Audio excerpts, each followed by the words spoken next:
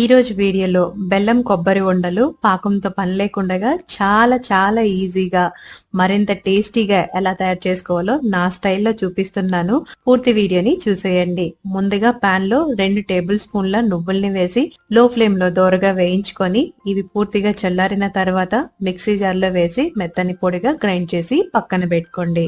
Next 1/2 cup తురుముకున్న బెల్లంని వేసుకోండి. బెల్లం తురుముకుంటే తొందరగా కరిగిపోతుంది. 1 టేబుల్ స్పూన్ వాటర్ ని వేసి కలుపుతూ బెల్లం పూర్తిగా కరిగేంత వరకు కుక్ చేసుకోవాలి. బెల్లం పూర్తిగా కరిగి ఇలా పొంగులా వచ్చిన తర్వాత ఇందులో 1.5 కప్పు తురిమిన కొబ్బరి, చిటికెడంత ఉప్పును వేసి నీట్ గా మిక్స్ చేసుకోండి.